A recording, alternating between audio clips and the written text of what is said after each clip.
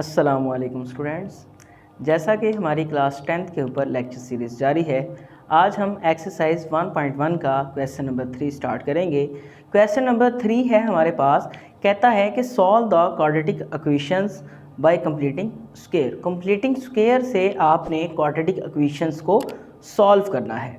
हमारे पास quadratic equation जो completing square के साथ हमने सॉल्व करनी है, उसके लिए अगर हम ये 4 स्टेप्स को फॉलो कर लें, ये 4 स्टेप हमें समझ आ गए, हम कोई भी क्वेश्चन हो उसको इजीली कंप्लीटिंग स्क्वायर के साथ सॉल्व कर सकते हैं। We have to use 4 steps to solve the quadratic equation by completing square. अब स्टेप्स क्या हैं, इजीली आसानी के साथ रफ अमल में हम उन स्टेप्स को डिस्कस करते हैं। पहला स्टेप आपके पास क्या होगा, हमेशा किसी भी फॉर्म के अंदर आपका क्वेश्चन हो, for example 3x² plus 4x plus 5 is equal to 0, कोई भी आपके पास इस तरह की एक क्वाड्रेटिक इक्वेशन है। क्वाड्रेटिक इक्वेशन हमें पता है कि क्या होती है, जिसके अंदर किसी भी वेरिएबल की मैक्सिमम पावर 2 हो, वो हमारे पास क्वाड्रेटिक इक्वेशन होती है। कोई भी हमें इस तरह की इस फॉर्म के अंदर क्वाड्रेटिक इक्वेशन दे देगा और कहेगा कि इसको आपने कंप्लीटिंग स्क्वायर से सॉल्व करना है। हमेशा आपने पहला स्टेप क्या करना है, स्टेप 1, हमेशा आपके पास स्टेप 1 क्या होगा कि आपने कांस्टेंट को इक्वल के दूसरी तरफ ले जाना है। हर स्टेप में, हर दफ़ा, हर क्वेश्चन में हमेशा आपने क्या करना है, जो भी आपके पास कांस्टेंट वैल्यू होगी x² और x के अलावा वाली वैल्यू, उसको हमेशा उठा के आप इक्वल के दूसरी तरफ मूव करवा देंगे। फॉर एग्जांपल हमारे पास स्टेप 1 क्या हो गया, 3x² प्लस 4x, ये प्लस का था, उधर जाके क्या हो गया, माइनस का 5 हो गया जी। पहला स्टेप हमारा कि हमने कांस्टेंट को हमेशा इक्वल के दूसरी तरफ ले जाना है। स्टेप 2 आपके पास क्या होगा जी, हमेशा स्टेप 2 में आपने क्या करना है कि जो भी x² के साथ कोफिशिएंट होगा उसको ख़त्म करके 1 बनाना है। जो भी कोफिशिएंट x² के साथ होगा, पूरी इक्वेशन को आपने उसके साथ डिवाइड करवा देना है, ताकि x² के साथ आपका सिर्फ 1 कोफिशिएंट बचना चाहिए।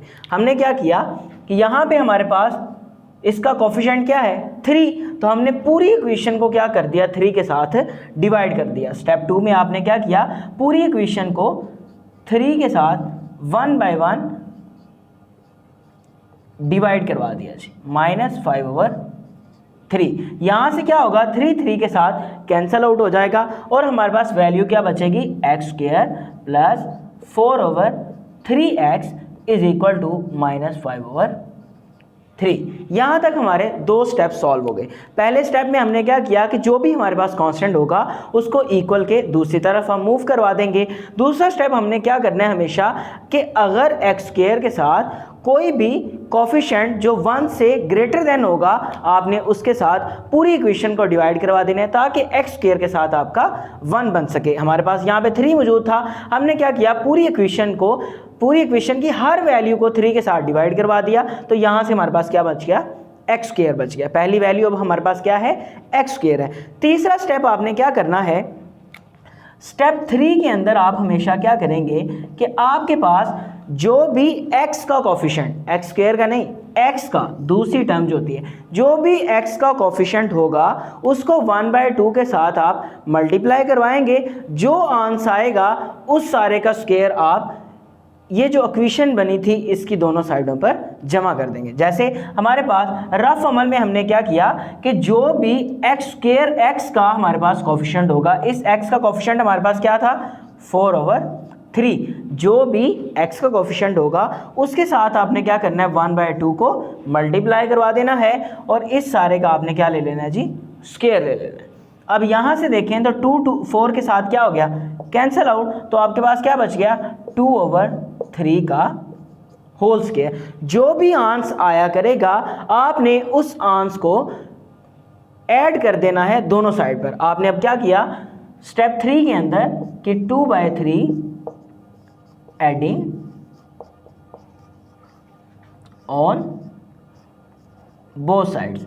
जो भी आपका x के कोफिशिएंट 4/3 को 1/2 के साथ मल्टीप्लाई करने से आंसर आया, उसका आपने स्क्वायर लिया और स्क्वायर लेने के बाद आपने क्या कर दिया, इक्वल के दोनों तरफ उसको ऐड करवा दिया। तो हमारे पास क्या बन जाएगा, x² प्लस 4/3x प्लस हमने कर दिया 2/3 का whole square is equal to, इधर भी -5/3 प्लस कर दिया हमने 2/3 का होल स्क्वायर। ये हमारा क्या था जी, स्टेप 3 था।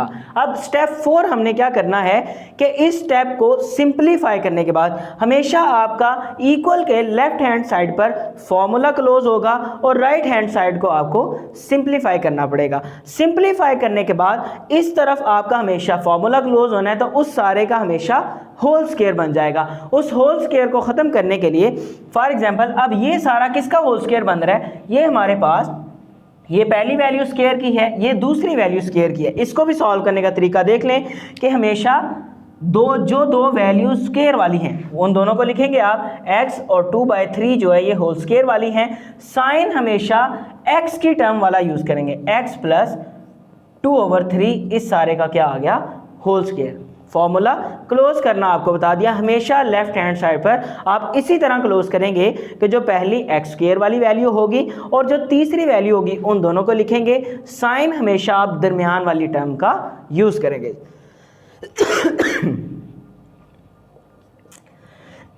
उस तरफ भी सिंप्लीफाई करें तो 5/3 प्लस 2 का स्क्वायर 4/3 का स्क्वायर आपके पास क्या आ गया जी, 9 आ गया। इस तरह आपने इसको भी सिंप्लीफाई कर लिया, इसको भी सिंप्लीफाई कर लिया, ये आपके पास फॉर्मूला क्लोज हो गया। इधर सिंप्लीफाई करने से आपके पास क्या आ जाएगा, 9 3 3 9 और 5 3 15 प्लस 4 आ गया। अब यहाँ से आपके पास क्या आ गया, माइनस का 11/9 और इस साइड पर हमारे पास क्या बचा था, x प्लस 2/3 का होल स्क्वायर। हमेशा आपके पास लेफ्ट हैंड साइड पर किसी भी एक वैल्यू का होल स्क्वायर हुआ करेगा और राइट साइड पर आपके पास सिंप्लीफाई करने से कोई वैल्यू आ जाया करेगी। अब चौथा स्टेप आपने हमेशा क्या करना है कि squaring under root on both side, square root आपने क्या करना है, दोनों साइड पर ले लेना है। हमारा इन इक्वेशंस को सॉल्व करने का मकसद क्या होता है कि हमने x की वैल्यू फाइंड करनी होती है। फैक्टराइजेशन करते थे तो हमने क्या फाइंड करना होता था, x की वैल्यू। अब कंप्लीटिंग स्क्वायर भी करना है तो हमने क्या वैल्यू फाइंड करनी है, x की वैल्यू फाइंड करनी है। अब यहाँ से हमारा स्टेप 4 क्या होगा, यहाँ पे स्टेप 4 लिख देते हैं आपको। हमारे पास हमेशा स्टेप 4 जो है वो क्या होगा कि हमारे पास जो भी वैल्यू आएगी उसका आपने क्या करना है, square root on both sides. आपने इस सारी वैल्यू को क्या कर लिया, x प्लस 2/3 का स्क्वायर रूट ले लिया और राइट साइड पर भी आपने -11/9 का स्क्वायर रूट ले लिया। इस तरह आपने इन 4 स्टेप्स के साथ कंप्लीटिंग स्क्वायर को सॉल्व करना है। पहला स्टेप आपका हमेशा क्या हुआ करेगा कि इस वैल्यू के अंदर जो क्वाड्रेटिक इक्वेशन हमारे पास मौजूद होगी उसमें से जो भी कांस्टेंट होगा वो इक्वल के दूसरी तरफ शिफ्ट करवा देंगे। दूसरा स्टेप हमारा क्या हुआ करेगा कि हमारे पास एक्स स्क्वायर के साथ अगर कोई भी कोफिशिएंट जो है 1 से ग्रेटर देन है तो हमने उसको 1 बनाने के लिए एक्स स्क्वायर के साथ जो भी कोफिशिएंट है उसके साथ सारी वैल्यू को डिवाइड करवा देना है। तीसरे स्टेप के अंदर आपने क्या करना है, जो x का कोफिशिएंट होगा उसके साथ 1/2 को मल्टीप्लाई करवाना है और उस सारे का होल स्क्वायर ले लेना है। जो आपका आंसर आएगा उसको आपने दोनों तरफ ऐड करवा देना जी। उसके बाद आपका चौथा स्टेप क्या होगा कि इसको सिंप्लीफाई करने के बाद हमेशा लेफ्ट हैंड साइड पर आपके पास एक कंप्लीट स्क्वायर बना करेगा, होल स्क्वायर होगा और राइट साइड पर आपके पास कोई एक वैल्यू बची होगी। आप क्या करेंगे, वहां पे taking square root on both sides करेंगे। अब इसको सिंप्लीफाई करेंगे तो आपके पास इसका आंसर आ जाएगा x की फॉर्म में। सेम इसी तरह आपने एक्सरसाइज 1.1 का क्वेश्चन नंबर 3 सॉल्व करना है। हम क्वेश्चन नंबर 3 का पार्ट 1 करते हैं, मजीद आपको इससे समझ आ जाएगी।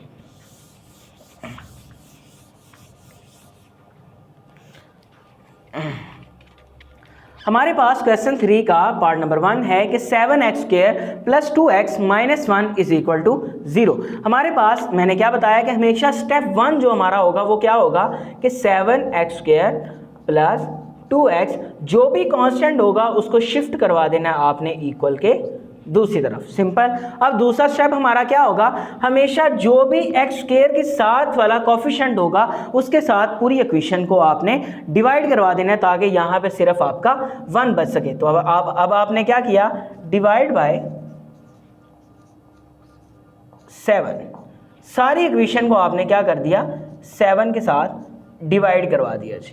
2/7x is equal to 1/7। यहाँ से 7 के साथ आपका कैंसिल आउट हो जाएगा। क्या बचा आपके पास X square plus 2/7x is equal to 1/7। अब जब एक्स स्क्वायर का कोफिशिएंट 1 बच गया तो इसके बाद हमारा यूज होगा स्टेप नंबर 3। स्टेप नंबर 3 हमारे पास क्या था कि हमने x का जो भी कोफिशिएंट होगा उसको 1/2 के साथ मल्टीप्लाई करवाना है और उसका होल स्क्वायर लेना है। रफ अमल में आप क्या करेंगे 2/7 x का कोफिशिएंट लिखा, मल्टीप्लाई करवा दिया 1/2 के साथ और इस सारे का आपको क्या चाहिए होल स्क्वायर। 2 के साथ कैंसिल आउट तो आपके पास क्या बच जाएगा 1/7 का होल स्क्वायर। इस तरह सॉल्व करने से जो भी आपकी वैल्यू आए आपने उस वैल्यू को दोनों तरफ ऐड कर देना। अब आपने क्या किया कि adding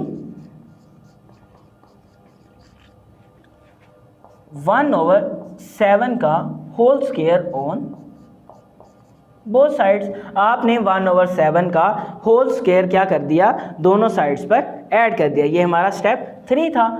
x square plus 2/7x plus 1/7 का whole square is equal to 1/7 plus आपके पास क्या आ गया 1/7 का होल स्क्वायर आ गया जी। यहाँ से अब हम इसको सिंप्लीफाई करेंगे। मैंने आपको तरीकाकार बताया कि हमेशा लेफ्ट हैंड साइड पर आपके पास ये कंप्लीट स्क्वायर बना करेगा, ये फॉर्मूला क्लोज हुआ करेगा। हमारे पास पहली टर्म जो स्क्वायर वाली होगी और जो आखिरी टर्म स्क्वायर वाली होगी हम उन टर्म्स को लिख लेंगे। x लिख लिया और 1/7 लिख लिया। दरमियान में साइन हमेशा x वाला आएगा, जो x की वैल्यू के साथ साइन होगा वो साइन हम यूज़ कर लिया करेंगे। इस तरह आपको कभी भी ये मिस्टेक नहीं होगी। आपने क्या किया x प्लस 1/7 का होल स्क्वायर क्लोज कर लिया। अगर आप इसको ओपन करते हैं तो दोबारा आपके पास ये फॉर्म बन जाएगी। इक्वल के दूसरी तरफ आपके पास क्या बन गया 1/7 प्लस 1/7 का स्क्वायर आपके पास क्या आ गया जी 49 आ गया। इस तरफ तो ये सिंप्लीफाई है, इस तरफ इसको मज़ीद सिंप्लीफाई करना पड़ेगा। यहाँ पे हमारे पास आ गया x प्लस 1/7 का whole square is equal to, यहाँ पे एलसीएम हमारे पास क्या आ जाएगा 49 आ जाएगा। ये 7 के टेबल में 49 आता है और बड़ी वैल्यू यहाँ पे 49 है। 7 7 जा 49 आ गया आपका। 7 को मल्टीप्लाई करवाया 1 से तो 7 प्लस 49 1 जा 49 और 1 1 जा आपके पास 1 आ गया जी। यहाँ पे आपने मज़ीद सिंप्लीफाई किया तो x plus 1/7 whole square is equal to 8/49। आपको मैंने बात बताई कि जब 3 स्टेप करने के बाद आप इस जगह पर पहुंच जाएं कि लेफ्ट हैंड साइड पर आपके पास एक फॉर्मूला हो जिसका होल स्क्वायर हो और राइट हैंड साइड पर कोई एक वैल्यू हो, तब आप स्टेप 4 यूज़ करेंगे कि आपने दोनों तरफ टेकिंग स्क्वायर रूट ले लेना है। आपने taking square root on taking square root on both sides. चलें जी, हमने स्क्वायर रूट ले लिया। हमारे पास क्या आ गया x प्लस 1/7 का होल स्क्वायर था इक्वल टू 8/49 का भी हमारे पास क्या आ गया जी स्क्वायर रूट आ गया। हमेशा स्क्वायर जो है स्क्वायर रूट के साथ कैंसिल आउट हो जाता है। अंडर रूट भी कहते हैं इसको, जजर भी कहते हैं, रेडिकल भी कहते हैं। x प्लस 1/7 इक्वल टू 49 का स्क्वायर क्या होता है 49 किसका स्क्वायर होता है 7 का, तो यहाँ से तो 7 बाहर आ गया। और 8 की हमने क्या करनी है फैक्टराइजेशन कर ली है, क्योंकि 8 किसी चीज़ का स्क्वायर नहीं बनता, लेकिन 8 के मल्टीपल क्या बनते हैं 2 मल्टीप्लाई बाय 2 मल्टीप्लाई बाय 2, 2 2 4 4 2 8। इसका मतलब हम 2 2 जो हैं आपस में स्क्वायर बनाकर उसको अंडर रूट से बाहर ले आएंगे। हमने क्या किया 2 का स्क्वायर इकट्ठा कर लिया, मल्टीप्लाई बाय 2 अलग कर दिया, ओवर हमारे पास ये क्या बन गया 7 का स्क्वायर। ये 2 अंडर रूट से कैंसिल, ये 7 का स्क्वायर भी अंडर रूट के साथ कैंसिल आउट। यहाँ से हमारे पास क्या बच गया, यहाँ पे हमेशा आपने प्लस माइनस यूज़ करना है जी। x plus 1/7 is equal to आपके पास प्लस माइनस, यहाँ से 2 बाहर आ गया, अंडर 2 आपका अंडर रूट में रह गया, ओवर आपके पास 7 आ गया जी। यहाँ तक सॉल्व करने के बाद आपने चूंकि मज़ीद सिंप्लीफाई करना होता है, x की वैल्यू को फाइंड करना होता है। जब भी आपके पास इक्वल के दूसरी साइड वाली टर्म अंडर रूट में आ जाए, इससे ज़्यादा ये अब एक दो स्टेप सिंप्लीफाई होगी, इससे ज़्यादा ये सिंप्लीफाई नहीं होगी। हम उसको सिंप्लीफाई करते हैं, जस्ट इसको इसके साथ प्लस माइनस करके तो इसका आंसर आ जाएगा। अगर सिंपल हो, सिंपल टर्म हो, तो उसके अंदर x के कोई ना कोई दो फैक्टर्स बन जाते हैं। अब हम इसको सॉल्व करते हैं मज़ीद। हमारे पास यहाँ से हमने क्या किया, x प्लस 1/7 है, ये हमने वैल्यू किसकी फाइंड करनी है, x की। उसके अलावा जो भी वैल्यू है उसको उठा कर आप इक्वल के दूसरी तरफ ले जाएं। ये प्लस का है, उस तरफ जाकर x is equal to minus का हो जाएगा, -1/7 प्लस माइनस 2√2/7 आ गया जी। इसका एलसीएम हमारे पास क्या आ जाएगा, 7। चूँकि ये अंडर रूट वाली है इसलिए ये किसी वैल्यू के साथ, आम वैल्यू के साथ ना प्लस हो सकती है ना माइनस हो सकती है। ये 7 आ गया, यहाँ से 7 1 7 और यहाँ से हमारे पास -1 आ गया, प्लस माइनस यहाँ से भी हमारे पास एज इट इज़ यही चीज़ आ गई, और ये सारा का सारा हमारा आंसर आ गया, क्योंकि इससे ज़्यादा ये मज़ीद सिंप्लीफाई नहीं हो सकता, और यही हमारी x की वैल्यू है। क्वेश्चन नंबर 3 का सेकंड पार्ट है हमारे पास ax² plus 4x minus a is equal to 0। सबसे पहला स्टेप हमारा क्या होता है कि जो भी हमारे पास कांस्टेंट वैल्यू होती है उसको हमने इक्वल के दूसरी तरफ शिफ्ट करवाना होता है। प्लस 4x, ये माइनस का a है, उस तरफ जाकर प्लस का a हो जाएगा। स्टेप 2 हमेशा हमारा क्या होता है कि x² के साथ हमारा सिर्फ कोफिशिएंट 1 बचना चाहिए, लेकिन यहाँ पे हमारे पास क्या है, a है, तो हम क्या कर देंगे, पूरी इक्वेशन को a के साथ डिवाइड करवा देंगे, डिवाइड बाय a को हमने डिवाइड करवाया तो यहाँ पे क्या आ जाएगा, ax² over a plus 4/ax is equal to आपके पास क्या आ गया, a ओवर a आ गया। यहाँ से भी a के साथ कैंसिल आउट, और यहाँ से भी आपका a के साथ कैंसिल आउट हो जाएगा। आपके पास क्या बचा, x² plus 4/ax is equal to 1 बच गया जी। अब इसके बाद दो स्टेप हमारे हो गए, एक हमने कांस्टेंट को इक्वल के दूसरी तरफ शिफ्ट कर दिया, और दूसरा हमने x² का कोफिशिएंट को 1 बना लिया जी। अब तीसरा स्टेप हमारे पास क्या होता था कि हमेशा हमने जो भी x का कोफिशिएंट होता है उसको 1/2 के साथ मल्टीप्लाई करवाना है, और उस सारे का हमने क्या लेना जी, होल स्क्वायर। 2 जो है इस 4 के साथ क्या हो गया, कैंसिल आउट, तो हमारे पास क्या बच गया, 2/a का होल स्क्वायर। सॉल्व करने से जो भी आपका आंसर आए आपने उसको क्या करना होता है, इक्वल की दोनों तरफ, इक्वल की दोनों साइड्स पर ऐड कर देना है। अब हमने क्या किया, एडिंग 2/a इसका स्क्वायर ऑन बोथ साइड्स, इसको आप ऐड कर दें तो आपके पास क्या बचेगा, x² plus 4/ax plus 2/a का आपके पास क्या आ गया जी, होल स्क्वायर आ गया, is equal to 1 plus 2/a का आपके पास क्या आ गया, होल स्क्वायर आ गया जी। यहाँ तक उम्मीद है कि सभी को समझ आ गई होगी। इसके बाद हमारा, मैंने आपको बताया, जब पहली का स्क्वायर हो और आखिरी का स्क्वायर हो, आपने 3 वैल्यूज़ में से आपने क्या करना है, पहली वैल्यू को लिखना है और आखिरी वैल्यू को लिखना है, और साइन हमेशा आपने x वाली टर्म का यूज़ करना है। x वाली टर्म के साथ यहाँ पे क्या यूज़ हो रहा है, प्लस, तो प्लस इस सारे का क्या आ गया हमारे पास, स्क्वायर आ गया। अगर आप इसको ओपन करते हैं तो आपके पास दोबारा यही फॉर्म बन जाएगी, इज इक्वल टू, इसको सॉल्व करते हैं, 1 प्लस 2 का स्क्वायर 4 और a का स्क्वायर आपके पास a² आ जाएगा। अब ये तो हमारी सिंपल फॉर्म है, राइट हैंड साइड को हम सॉल्व करते जाएंगे साथ साथ। यहाँ पे हमारे पास क्या आ गया, एलसीएम इसका a² आ गया, यहाँ पे क्या बच जाएगा, a² प्लस 4 आ गया जी। चलें, अब इसके बाद अब हमारे पास इससे ज़्यादा ये मज़ीद सिंप्लीफाई नहीं हो सकता। स्टेप 4 हमारा क्या है कि अब हमने क्या करना है, square root on both side ले लेना है। हमने क्या किया, taking square root on both sides, क्योंकि हमने x की वैल्यू को फाइंड करना होता है, x प्लस 2/a इस सारे का होल स्क्वायर, और square root is equal to आपके पास a² प्लस 4/a², और इस सारे का आपके पास क्या आ गया जी, स्क्वायर रूट आ गया। ये स्क्वायर आपका इस स्क्वायर रूट के साथ कैंसिल आउट, इस तरफ आपका क्या बच गया, x plus 2/a is equal to, ये a स्क्वायर होल स्क्वायर है, इसके साथ कैंसिल आउट, तो इधर क्या बच गया a स्क्वायर प्लस 4 का स्क्वायर रूट, और ओवर में आपके पास जस्ट क्या बच गया जी, a बच गया। यहाँ पे साथ क्या आ जाएगा, प्लस माइनस, आपको बताया था कि स्क्वायर रूट वाली वैल्यू के साथ क्या आ जाएगा, प्लस माइनस आ जाएगा। अब हमने x की वैल्यू को फाइंड करना है, हम क्या करेंगे, x के अलावा जो भी वैल्यूज होंगी उसको इक्वल के दूसरी तरफ ले जाएंगे। ये क्या बन गया, माइनस का 2/a plus minus under root a square plus 4/a आ गया जी। अब इन दोनों का आप एलसीएम ले लें, हमारे पास क्या आ जाएगा, x is equal to a, इसका एलसीएम आ गया। मैंने बताया कि अगर दूसरी टर्म जो इस साइड पर हमने सॉल्व की अगर अंडर रूट में आ जाए तो ये मजीद सॉल्व नहीं होगी, बस इसको इकट्ठा करके आपने लिख देना। a इसका एलसीएम आया तो इसका मतलब ऊपर वाली वैल्यूज एज इट इज़ आ जाएंगी, -2 plus minus under root a square plus 4। इससे ज़्यादा ये मजीद सिंप्लीफाई नहीं होता, इसका मतलब यही हमारा आंसर जी।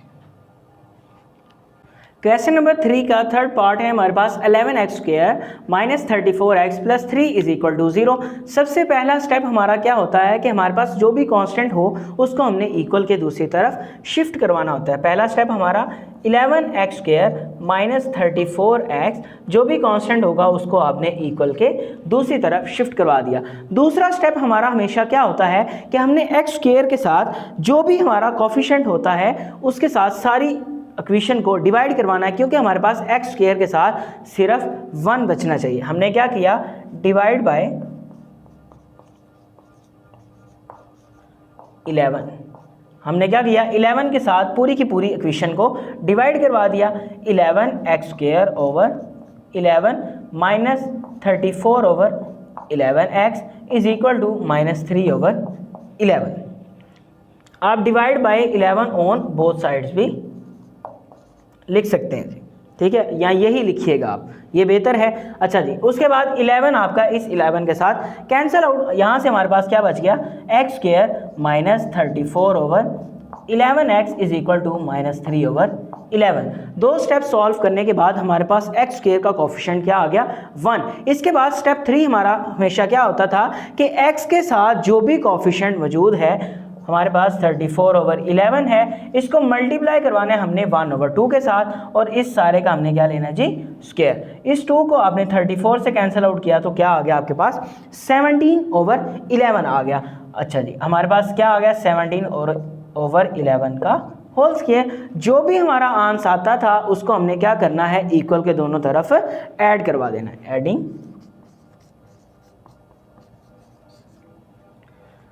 17/11 का whole square on both side. आपने सिंपल इसके स्क्वायर को दोनों साइड्स पर जमा करवा दिया जी। हमारे पास क्या बन जाएगा, x square minus 34/11x plus 17/11 का स्क्वायर इज इक्वल टू आपके पास -3/11 प्लस 17/11 का होल स्क्वायर आ गया जी। अब इसके बाद हमारा अगला स्टेप क्या होता था, हमेशा मैंने आपको बताया कि लेफ्ट हैंड साइड पर आपके पास दो वैल्यूज़ का स्क्वायर बना करेगा, पहली और तीसरी वैल्यू का। जिन दो वैल्यूज़ का स्क्वायर बनेगा उन दो वैल्यूज़ को आपने लिखना है x और 17/11, और साइन हमेशा यूज़ करना है आपने x की जो टर्म है उसके साथ वाला, तो उसके साथ क्या मौजूद है, माइनस, तो ये क्या बन गया, x माइनस 17/11 का होल स्क्वायर। आप इस स्क्वायर को ओपन करेंगे तो दोबारा आपके पास यही फॉर्म बन जाएगी। इस तरफ आप इसको सिंप्लीफाई करते हैं तो -3/11 प्लस 17 का स्क्वायर आपके पास होता है जी 289। आपके पास 17 का स्क्वायर क्या आ जाएगा, 289/11 का स्क्वायर आपके पास होता है 121। चलिए, आपने अब इसको मज़ीद क्या करना है, सिंप्लीफाई करना है, इसका एलसीएम लेना होता है। -17/11 का whole square is equal to, इसका एलसीएम आपके पास क्या आ जाएगा, 121, क्योंकि 11 के टेबल में 121 आता है और 121 आपका बड़ी वैल्यू है आपकी, तो ये इसका एलसीएम आ जाएगा। 11 का टेबल 121 आने तक पढ़ना है, तो 11 ज़ा 121, जो आंसर आता है उसको आपने नोमिनेटर से मल्टीप्लाई करना है, तो 11 3 ज़ा 33, तो माइनस है 7 तो माइनस का 33, 121 सा 121, 1 आया तो 289 आपका एज इट इज़ आ गया जी। उसके बाद आपने क्या किया, x माइनस 17/11 का whole square is equal to, यहाँ पे आपके पास 289 में से आपने माइनस 33 किया तो आपके पास बच गया 256/121। अब ये आपकी एक सिंपल फॉर्म बन गई। जब भी आपकी सिंपल फॉर्म बन जाती थी तो हमारे पास चौथा स्टेप क्या होता था कि हमने taking square root on both sides करना है। हमने सिंपल कर लिया, taking square root on both sides, square root on both sides किया तो हमारे पास क्या बच गया, x माइनस 17/11 का हमारे पास क्या आ गया होल स्क्वायर, और इस तरफ 256/121, इसका हमने क्या लेना है जी, स्क्वायर रूट, और इसका भी हमारे पास क्या आ गया जी, स्क्वायर रूट आ गया। ये स्क्वायर आपका इस अंडर रूट के साथ कैंसिल आउट हो गया। इस तरफ आपके पास बच गया x माइनस 17/11।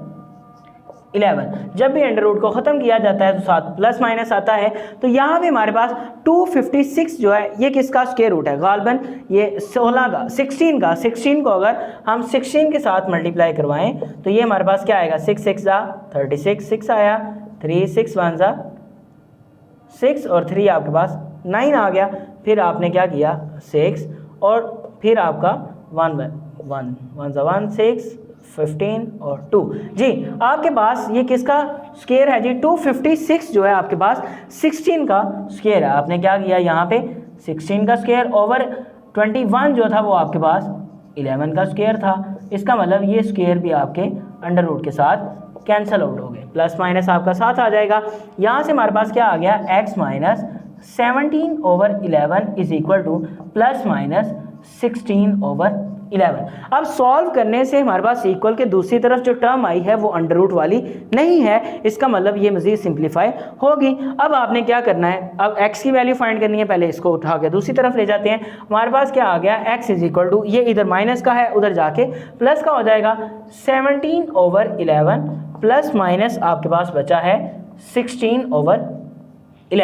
अब ये दोनों एक सिंपल फॉर्म्स हैं और इनके ये फ्रैक्शंस हैं। आपने सिंपल इनको एक दफ़ा प्लस के साथ ले लेना है और एक दफ़ा माइनस के साथ। x is equal to 17/11 plus की टर्म के साथ 16/11, और दूसरी तरफ दफ़ा आपने क्या किया, x is equal to 17/11 minus 16/11 के साथ लिख लिया। इसका एलसीएम आपके पास क्या आएगा जी, 11 और 17 प्लस 16 आ गया, तो ये आपके पास क्या आएगा, x इज इक्वल टू 33/11 आ गया जी। 11 का टेबल अगर आप पढ़ते हैं, 11 1 सा 11 और 11 3 सा 33, आपके पास x की एक वैल्यू क्या आ गई, 3 आ गई। यहाँ पे भी आपने एलसीएम लिया तो एलसीएम आपके पास 11 आया, और यहाँ पे आपके पास 17 एज इट इज़ माइनस 16 आ गया, तो यहाँ पे x की एक वैल्यू आपके पास क्या आ गई, 17 में से 16 को माइनस किया तो 1/11 आ गई। यही आपकी दोनों वैल्यूज़ हैं। अगर आप सॉल्यूशन सेट में लिखना चाहें तो सॉल्यूशन सेट में भी लिख सकते हैं। आज के लिए इतना ही काफ़ी है। अगर किसी बात की समझ ना आई हो तो आप कमेंट सेक्शन में बता सकते हैं। अभी के लिए इजाज़त दीजिए, अल्लाह हाफिज़।